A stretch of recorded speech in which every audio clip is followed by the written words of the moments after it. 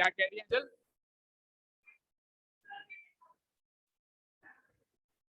अच्छा, तो फिर तो आपको बहुत बोरिंग लगा होगा, मुझे लगा इंटरेस्टिंग लग रहा है आपको।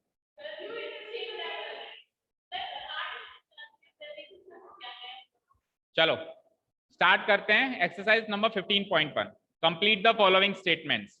ठीक है, ये question number first, second, third, fourth, fifth है थ्योरेटिकली, लेकिन ये प्रोबेबिलिटी की डेफिनेशन को कंप्लीट करते हैं। मतलब ये पांचों का answer fill in the blanks में अगर अपने को आ जाता है तो प्रोबेबिलिटी की डेफिनेशन वाइज कंप्लीट हो गया। उसके बाद फिर प्रैक्टिकल क्वेश्चन है सारे, है ना। हाँ जाओ ना।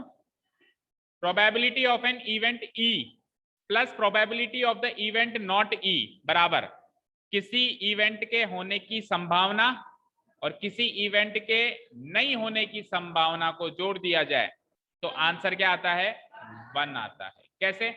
मैंने क्या कहा? बारिश होने की संभावना, आपने कहा सर आधी संभावना है। मैंने कहा नहीं होने की संभावना, आप कहोगे वो भी आधी है, तो आधा और आधा मिला के 1 होगा। मैंने कहा कि बारिश होने की संभावना, किसने कहा सर 90% है, तो फिर नहीं होने की संभावना कितनी है? तो 90 और 10 मिलाओगे 100% हो गया। 100% मतलब 1 पूरा हो गया। ठीक है। अच्छा, प्रोबेबिलिटी जब अपन कैलकुलेट करते हैं तो उसकी वैल्यू जो रहती है वो हमेशा 1 से छोटी या बराबर रहती है, 1 को क्रॉस नहीं करती है। अगर परसेंटेज में कहें तो 100% को क्रॉस नहीं करती है, लेकिन जनरली परसेंटेज में अपन प्रोबेबिलिटी कैलकुलेट करते नहीं है। तो अपन न्यूमेरिक टर्म्स में जब कैलकुलेट करते हैं तो मैक्सिमम प्रोबेबिलिटी कितनी हो सकती है? 1, और कम से कम मिनिमम कितनी हो सकती है? 0। 0 से लेस देन नहीं, मोर देन 0। 0 या 0 से बड़ी, 1 या 1 से छोटी होनी चाहिए प्रोबेबिलिटी। ठीक है ना, इस रेंज से वो बाहर नहीं जाएगी। ये सब मैंने उस टाइम इसलिए नहीं बताया क्योंकि क्लास 9th में आ चुका है। ठीक है ना, तो इसका आंसर हो गया 1।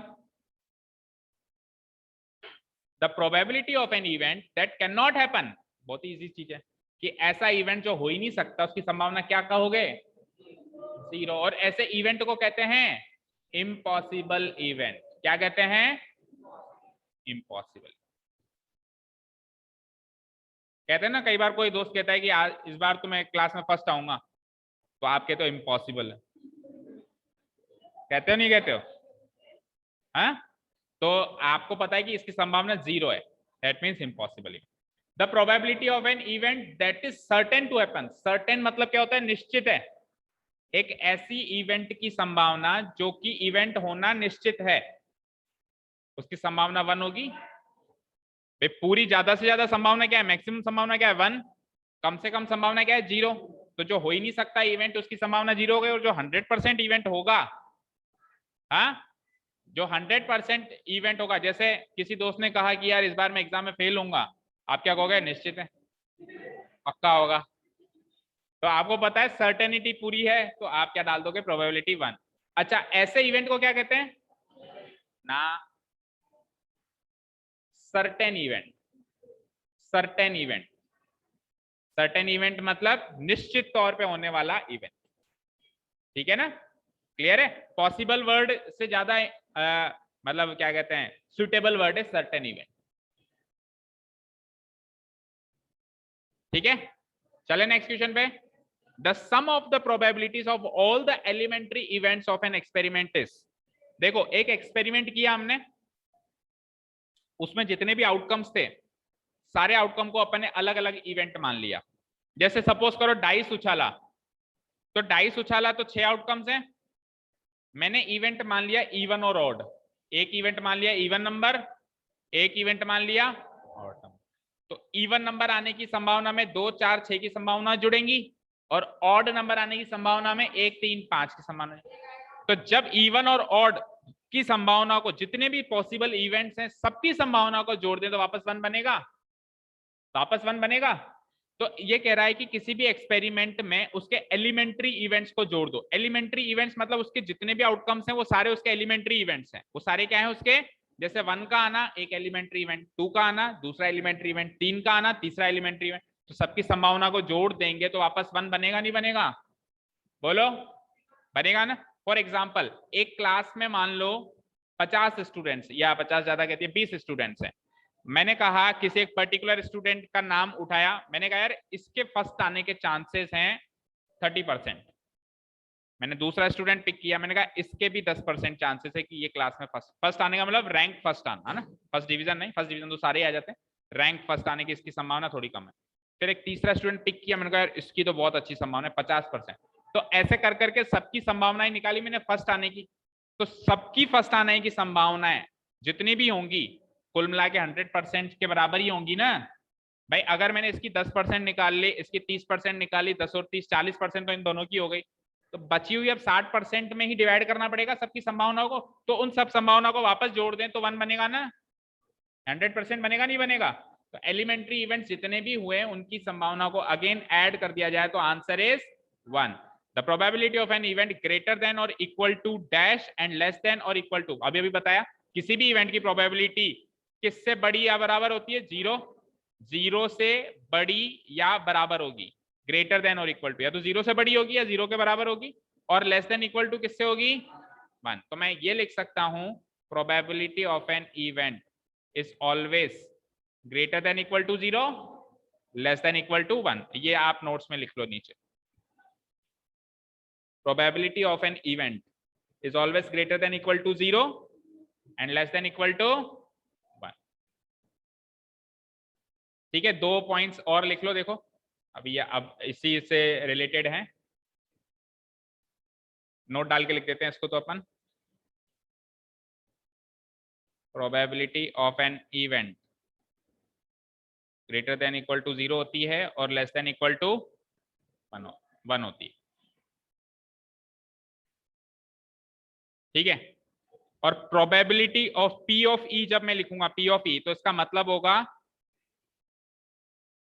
Probability of probability that event E will occur। Event E अकर होगा, इसकी संभावना को मैं कैसे डिनोट कराऊंगा, P ऑफ E। ठीक है जी, ठीक है। और प्रोबेबिलिटी ऑफ E के ऊपर अगर मैंने डैश लगा दिया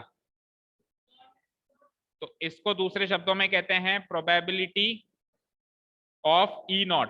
मतलब मैं अगर ऐसे कहूं या फिर मैं ऐसे कहूं प्रोबेबिलिटी ऑफ E नॉट, बात एक ही है। ठीक है जी, E डैश कहूं या E नॉट कहूं, E डैश कहूं या E नॉट कहूं, बात एक ही है। इसका मतलब क्या है, दोनों का एक ही मतलब है, प्रोबेबिलिटी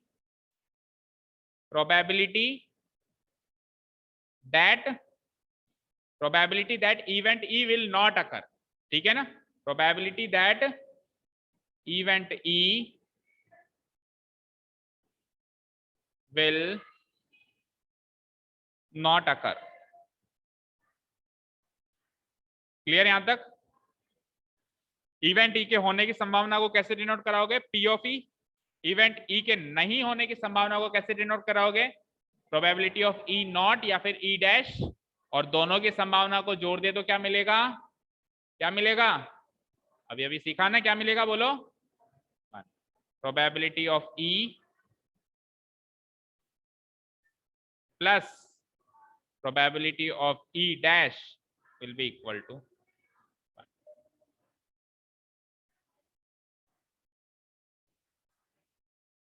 ठीक है, अब देखो क्वेश्चंस ऐसे भी आएंगे, किसी क्वेश्चन में ये प्रोबेबिलिटी गिवन होगी, ये पूछ लेगा, या ये गिवन होगी, ये पूछ लेगा, 1 में से घटा देना, क्योंकि दोनों का जोड़ 1 है ना। मान लो E की प्रोबेबिलिटी गिवन है और E नॉट की पूछ ली तो 1 में से उस प्रोबेबिलिटी को घटा देना।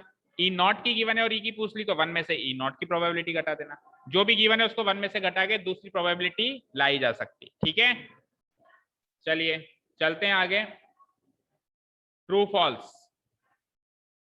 विच of the following experiments have equally likely outcomes. Equally likely outcomes का मतलब होता है जिनके अंदर जो भी आउटकम्स हैं सबके आने के चांसेस बराबर हैं। समझ में आई बात। जैसे सपोज करो, वही जैसे मान लो कोई मैच चल रहा है तो इसके और इसके अगर जीतने के चांसेस बराबर हो तो मैं क्या कहूंगा कि they are equally likely outcomes. क्या कहूंगा मैं, इक्वली यानी बराबर, लाइकली यानी पसंद किए जाने वाले आउटकम्स, यानी दोनों को बराबर पसंद किया जा रहा है, यानी कि दोनों के बराबर होने के चांसेस, बराबर घटित होने के चांसेस है दोनों इवेंट के। ठीक है ना, उनको कहते हैं इक्वली लाइकली आउटकम। तो इनमें से कौन से तो इक्वली लाइकली आउटकम्स हैं और कौन से इक्वली लाइकली आउटकम्स नहीं है हमको बताने। A driver attempts to start a car, एक ड्राइवर गाड़ी स्टार्ट करने की अटेम्प्ट करता है, अटेम्प्ट मतलब कोशिश करता है। द कार स्टार्ट्स और डज नॉट स्टार्ट, कार चालू होती है या चालू नहीं होती है। तो कार का चालू होना और कार का चालू नहीं होना इक्वली लाइकली आउटकम्स हैं या नहीं है? नहीं है। आप कुछ भी नहीं जानते, आप गाड़ी में बैठे, आप गाड़ी में बैठे, आपने चाबी घुमाई, आपने चाबी घुमा के अपने दोस्त से पूछा कि बता अब क्या होगा, तो उसने कहा या तो गाड़ी चालू होगी या नहीं होगी। पता है उसको इक्वली लाइकली। तीसरी बात हो सकती है क्या? ऐसा तो ना ब्लास्ट हो जाए गाड़ी, ऑप्शन ही नहीं है भाई। दो ही बातें हो सकती है, अगर चाबी घुमाई है तो या तो गाड़ी चली होगी नहीं चली। अब नहीं चली होगी उसका कारण तो फिर बात की बात है भाई क्यों नहीं चली, लेकिन दो ही बातें हो सकती है ना। तो गाड़ी का स्टार्ट होना इस केस में क्या है? इक्वली लाइकली आउटकम, क्योंकि गाड़ी की एक्स्ट्रा इंफॉर्मेशन नहीं गिवन है। हाँ, गाड़ी की एक्स्ट्रा इंफॉर्मेशन दे दे कि गाड़ी जो है ब्रांड न्यू है, गाड़ी क्या है? ब्रांड न्यू है।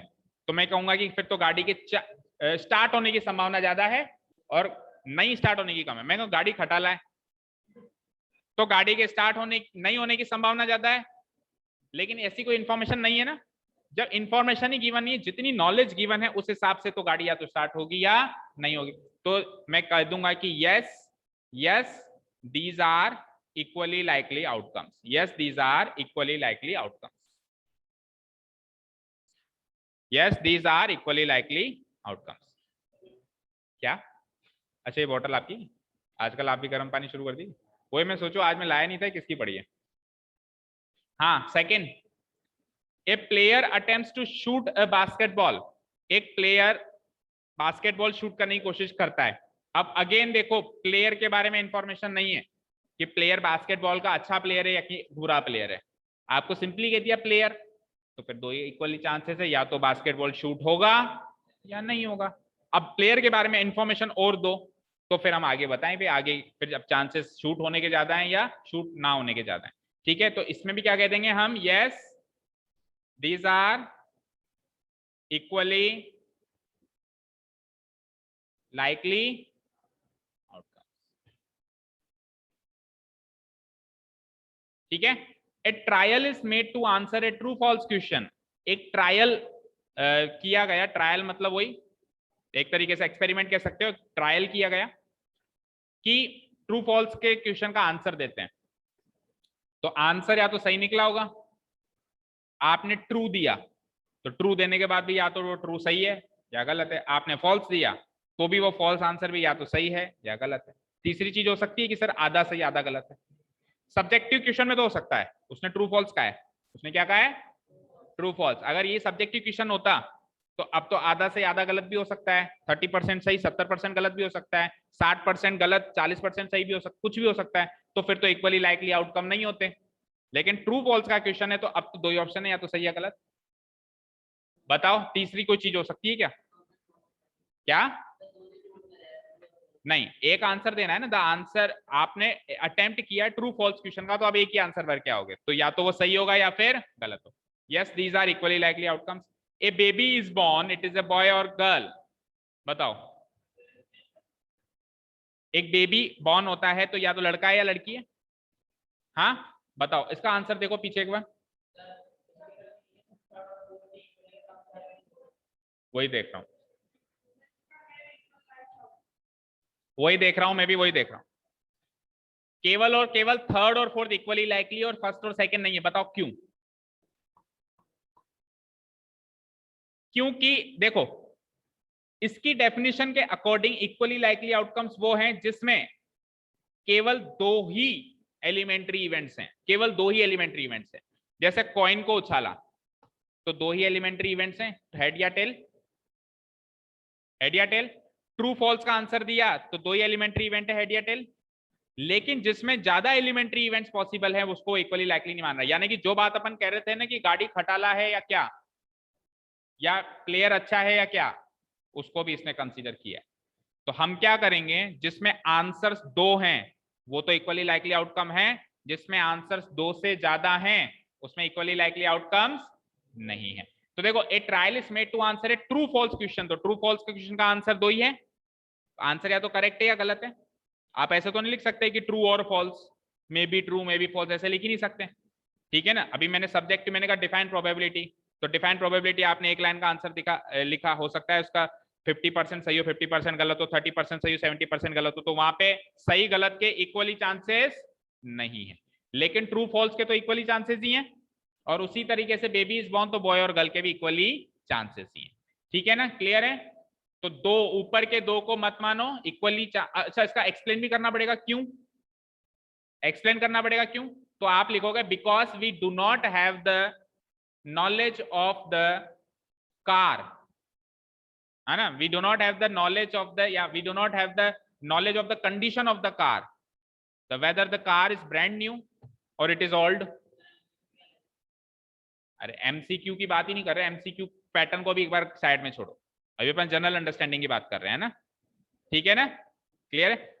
हाँ बताओ, ऐसे करके लिख सकते हो ना कि हमको ये नॉलेज, आपको क्यों क्या नॉलेज नहीं है इसमें, कार की तो नॉलेज नहीं है आपके पास, कार की तो नॉलेज नहीं है भाई, कार नई है कि पुरानी, मैंने कहा कार चालू होगी या नहीं होगी, तो माइंड में क्वेश्चन आएगा ना, सर कार तो बताओ कैसी है, समझ में आई बात, बोलो, ठीक है, क्लियर है। और जैसे प्लेयर शूट कर रहा है, प्लेयर शूट कर रहा है, जैसे सपोज करो, चलो बास्केटबॉल समझ में नहीं आया, बॉलर ने बॉल फेंकी, बैट्समैन ने हिट किया, तो वो चौका लगा या वो आउट हुआ, मैं आपसे पूछूं बताओ चौका लगा या आउट हुआ, तो आप क्या कहोगे, सर प्लेयर तो बताओ कौन है, विराट कोहली है या बुमराह है, बुमराह है तो आउट हुआ होगा और विराट कोहली है तो चौका लगा होगा, तो इंफॉर्मेशन नहीं है हमारे पास, समझ में आ गई ना बात। तो इस तरीके से हम इसमें भी लिख देंगे because they are not equally likely outcomes, they are या दीज आर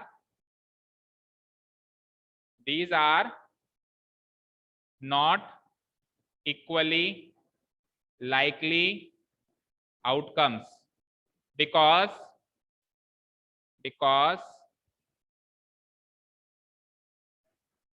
ये थर्ड वाला, because they are dependent, किस पे डिपेंड कर रहा है वो, शूट होना या नहीं होना, on the practice level of the basketball shooter, practice level कितनी उसकी प्रैक्टिस है उस पर डिपेंड करेगा, उसी से चांसेस बनेंगे कि शूट के होने के चांसेस कितने हैं और शूट ना होने के चांसेस कितने हैं। Practice level of the shooter and the other factors, और कुछ और फैक्टर्स भी हो सकते हैं, जैसे मान लो शूटर तो बहुत अच्छा है, हवा बहुत तेज चल रही थी तो बॉल उड़ के उधर चली गई, जैसे सपोज करो बैट्समैन बहुत अच्छा है लेकिन पिच खराब है, बहुत सारे अदर फैक्टर्स भी हो सकते हैं, तो इसीलिए यहाँ पे इक्वली लाइकली आउटकम्स नहीं है। अब ट्रू फॉल्स में क्या, सपोज करो आप, मैंने कहा कि ट्रू फॉल्स का आंसर सही होगा या गलत होगा, तो या तो सही होगा या गलत होगा, आप ऐसे तो ना कह सकते हो सर आज हवा ज्यादा चल रही थी तो आज ट्रू होने के चांसेस ज्यादा है, अदर फैक्टर्स का इफेक्ट नहीं है ना, जिसमें दो आउटकम्स है उसमें अदर फैक्टर्स का इफेक्ट नहीं है, समझ में आई बात, क्लियर है, ठीक है। तो वैसे भी ये थ्योरेटिकल क्वेश्चंस थे, आने के चांसेस कम है, असली क्वेश्चंस तो कहां से चालू होने वाले हैं। हाँ, क्वेश्चन नंबर थर्ड, आप खुद सोच के बताना, why is tossing a coin considered to be a fair way of deciding which team should get the ball at the beginning of a football game? एक फुटबॉल गेम के starting में कौन सी team के पास बॉल स्टार्ट होनी चाहिए, मतलब ball एक team को मिलती है वहां से मैच स्टार्ट होता है, अभी किसी कोई फुटबॉल देखता हो या खेला हो ऐसे होता है ना, तो कौन सी टीम को बॉल मिलनी चाहिए ये डिसाइड करने के लिए कॉइन को टॉस किया जाता है, तो कॉइन को टॉस करना ही तरीका क्यों माना गया है इस चीज को डिसाइड करने का, कोई और तरीका क्यों नहीं वो सोचते, क्या फिक्स है, क्योंकि उसके दो ही आउटकम्स हैं और दोनों आउटकम्स इक्वली लाइकली हैं, दोनों आउटकम्स की बराबर बराबर संभावना है। भाई डाइस को उछालना क्यों नहीं मानते वो, भाई डाइस को उछाल के फिर उसके हिसाब से डिसाइड करें, वो इसलिए क्योंकि डाइस में तो 6 आउटकम्स हैं, 6 आउटकम्स है ना डाइस में, तो कॉइन में ही तो 2 आउटकम्स हैं, और वो दोनों आउटकम्स क्या हैं, इक्वली लाइकली हैं, क्या है वो, मतलब जिनके होने की संभावना बराबर है। जैसे क्रिकेट मैच में भी कॉइन टॉस करके तो डिसाइड करते हैं ना, भाई किस टीम को चांस मिलेगा चूज करने का, बैटिंग या बॉलिंग, वहां पे डाइस क्यों नहीं उछालते, नहीं उछालते बिकॉज वो इक्वली लाइकली नहीं है। शिवम तो बल्ला ही उछाल देता है, कोई नहीं मिलता तो, और फिर उसको कहता है कि जब सीधा बल्ला गिरा तो मेरी बैटिंग। उसको पता है सीधा ही गिरेगा ज्यादा। आप 10 बार बल्ला उछालोगे तो उल्टा कम बार गिरेगा और सीधा ज्यादा बार गिरेगा, तो वो इक्वली लाइकली नहीं हुआ ना बल्ला उछालना, इक्वली लाइकली। हाँ, पत्थर उछाले, सिक्का उछालने के बाद प्रॉब्लम ये ना कि गिरने के बाद कोई ले जाए तो। ठीक है, चलो ठीक है। ठीक है, तो क्वेश्चन नंबर 3 तक करेंगे। इसका आंसर क्या लिखोगे? देखो इसका आंसर लिखोगे, tossing a coin is considered to be a fair way of deciding which team should get the ball at the beginning of a football game because it has two outcomes, it has exactly two outcomes, exactly two outcomes which are equally likely, which are equally likely to occur, जिनके घटित होने की संभावना बिल्कुल बराबर है। ठीक है, तो इक्वली लाइकली आउटकम समझ में आए? क्या होते हैं इक्वली लाइकली आउटकम्स? जिन आउटकम्स के घटित होने की, जिन आउटकम्स के आने की संभावना क्या हो, इक्वल हो, बराबर हो। ठीक है, लिखो इसके नीचे। अब ये 3-4 बार रिपीट हो गया तो मान लो इसकी डेफिनेशन ही आ जाए। लिखो इक्वली लाइकली आउटकम्स और फिर जाओ, equally likely outcomes.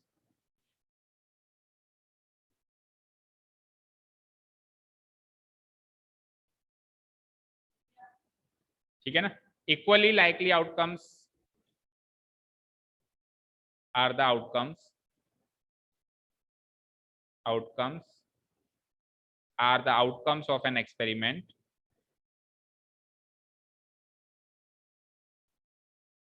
are the outcomes of an experiment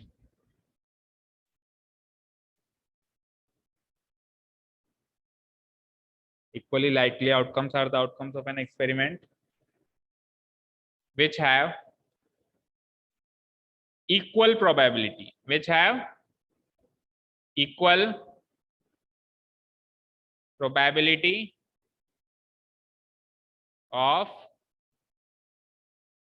occurrence,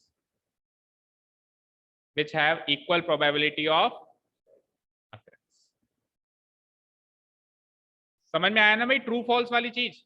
अभी सपोज करो मैं शिवम से पूछूं ट्रू फॉल्स का आंसर, ठीक है, मैं शिवम से पूछूं या मैं सोनाक्षी से पूछूं, ठीक है। अब सोनाक्षी ने आंसर दे दिया, फिर मैंने भव्य से पूछा कि इसका आंसर सही होगा या गलत होगा, तो इसने सेफ खेलने के हिसाब से कह दिया कि या तो सही होगा या गलत होगा, और ये की यही बात इसने शिवम के लिए कह दी कि सही, या तो सही होगा या गलत होगा। अब चाहे से तैयारी का लेवल अलग अलग है दोनों बच्चों का, लेकिन फिर भी इक्वली लाइकली आउटकम्स हो गया ना दोनों के लिए, या तो सही या गलत। अब यही सब्जेक्टिव पेपर होता तो फिर तैयारी के हिसाब से डिपेंड करता, लेकिन ट्रू फॉल्स के केस में तैयारी के हिसाब से डिपेंड, वो उनके लेवल के हिसाब से डिपेंड तो ये कर रहा है कि वो अपना आंसर क्या दे रहे हैं, लेकिन आंसर देने के बाद किसी थर्ड पर्सन से पूछें कि अब ये सही है या गलत, तो वो क्या कहेगा, या तो सही या गलत। तो ये दोनों इक्वली लाइकली आउटकम्स हो गए। ठीक है, समझ में आया दिव्या? ठीक, चलो तो कल से अपन फिर इसके प्रैक्टिकल क्वेश्चन करेंगे, 2-3 दिन में खत्म हो जाएगा। Thank you so much for listening to us, nice day, keep learning.